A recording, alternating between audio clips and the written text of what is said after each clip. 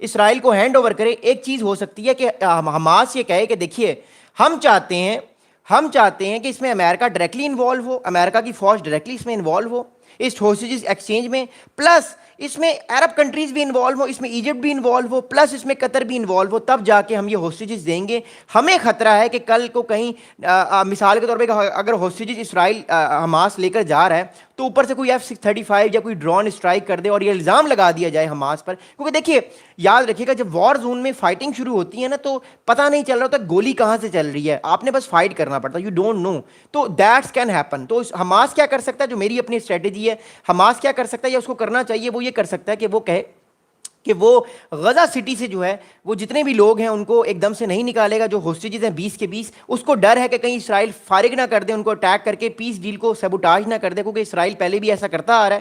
تو حماس یہ کر سکتا ہے کہ وہ ایجپٹ کو کہے یا قطر کو کہے یا امریکہ کو کہے کہ آپ اپنی فورسز بھیجیں گے, آپ پورے ایریا کو مانیٹر کریں گے, تب ہم ان ہوسٹیجز کو نکالیں گے. تو ایک یہ بھی اسپیکٹ ہے جو میں بتانا چاہ رہا ہوں. یہ بڑی ٹیکنیکل چیز ہے, میں اس لیے یہ چیز بتا رہا ہوں کہ یہ ایک دم سے لوگ خوش ہو گئے ہیں, بہت سارے غزہ میں بھی لوگوں نے چھلانگے مارنا شروع کر دی ہیں کہ بڑی اچھی بات ہے, پیس ہو گیا. لیکن چھلانگے مارنے سے زیادہ اگلا امپورٹنٹ ہوگا کہ یہ ہوسٹیجز کو کیسے دیا جائے گا, کیونکہ ٹرانسفر کرنا بڑا مشکل ہے. دیکھیے اس بات کو سمجھیے گا, میں آپ کو ایک میپ دکھاتا ہوں دوبارہ سے.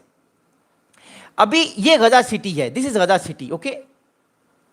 لیٹ سپوز زیادہ تر ہوسٹیجز جو ہیں وہ مور امپورٹنٹلی اس غزہ سٹی میں ہیں, زیادہ ہوسٹیجز جو ہیں وہ اس غزہ سٹی میں ہیں, اور اس سارے علاقے کو اسرائیل نے اوپر سے گھیرا ہوا ہے, سارے علاقے کو چاروں طرف سے گھیرا ہوا ہے. تو کیا ہوگا, یا تو امریکہ اس فوج کو کہے گا کہ اپنی فوج کو پیچھے لے جاؤ, اپنی فوج کو 40-50 کلومیٹر پیچھے لے جاؤ, اپنی فوج کو 20-30 کلومیٹر پیچھے لے جاؤ, اور ایٹ لیسٹ لیوریج دو حماس کو کہ وہ نکلیں اور آرام سے چل کے جائیں, اور جتنا آگے حماس چلے گا فوجیں اتنی پیچھے ہوتی رہیں گی, اور ایزیلی جو ہے وہ مور امپورٹنٹلی جو ہے وہ حماس جو ہے وہ یہ بڑی کراسنگ ہے یہاں والی, میں آپ کو دوبارہ میپ دکھاتا ہوں.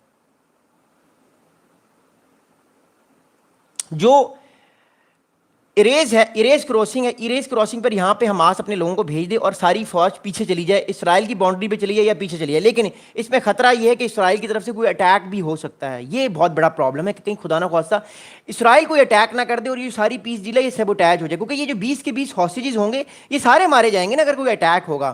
تو حماس کیا کر سکتا ہے, حماس یہ کر سکتا ہے کہ وہ ایک ایک کر کے ہاسٹیج کو نکالے اور چھپ چھپ کے ان کو لے کر جائے کسی طریقے سے, تاکہ اس کو پتہ بھی نہ لگے یہ ہاسٹیجز کہاں پہ ہیں. لیکن ہم اس ٹائم اسرائیل کی جو ٹیکنالوجی ہے وہ one of the best technology ہے, so we also have to understand that thing.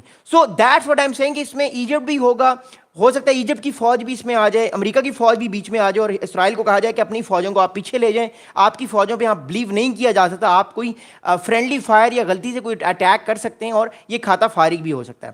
اب اگلی بات سنیے گا, پھر میں اپنی بات کو کنکلوڈ کروں گا, پھر میں آپ کے سوالات کے جواب دوں گا مور امپورٹنٹلی. اوکے, اب امپورٹنٹ چیز جو ہے, اچھا اگلی ویڈیو جو ہے وہ وینزویلا پہ بنائیں گے, کیونکہ وینزویلا پہ ہائی الرٹ ہے, آج امریکہ کے F-35 بھی اڑے ہیں, میں اگلی ویڈیو بناؤں گا. لیکن اس چیز کو سمجھیے گا.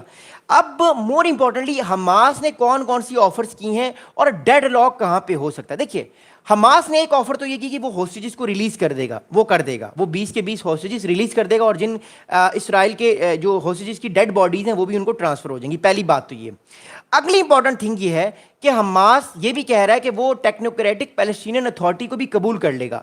That's also very important. Hamas جو ہے وہ ٹیکنوکریٹک پیلسٹینین اتھارٹی جو ہے اس کو بھی وہ قبول کر لے گا, اور حماس اپنے رول کو منیمائز کر دے گا. لیکن حماس نے ایک بات نہیں کی کہ وہ خود کو ڈس آرم کرے گا, اور یہ بون آف کنٹینشن ہے کہ حماس خود کو ڈس آرم نہیں کرنا چاہتا. This is the thing which Hamas has conveyed to its diplomats to امریکہ, کہ وہ خود کو ڈس آرم نہیں کرنا چاہتا. بیکاز اگر حماس خود کو ایک دم سے ڈس آرم کرے گا, اس کی وجہ یہ ہے کہ مسئلہ یہ ہو جائے گا حماس کے لیے کہ آنے والے ٹائم پہ جو حماس پر پریشر بہت زیادہ آ سکتا ہے, اور حماس خود کو کمزور فیل کر سکتا ہے, اور اس کے لیے آگے والے ٹائم پہ خود کو آگے بڑھنا, اپنے آپ کو آنے والے ٹائم پہ نیکسٹ اسٹیپ پر لے کر جانا اتنا آسان نہیں ہوگا. This is going to be very very crucial for Hamas in the upcoming days. اگلی بات سنیے گا. دیکھیے مور امپورٹنٹ, یہ حماس پچھلے 20 سال سے سروائیو کرتا آ رہا ہے. حماس پچھلے 20 سال سے کیا کرتا آ رہا ہے, سروائیو کرتا آ رہا ہے. And that's why I am seeing again and again کہ حماس کا سروائیول اسی میں ہے کہ اس کے پاس ہتھیار ہوں, اس کے پاس ٹنلز ہوں. اب دیکھیے ایک اور بات بھی, امریکہ نے کہا ہے کہ آپ نے اپنی سارے ٹنل سسٹم کو بھی فارغ کرنا ہے.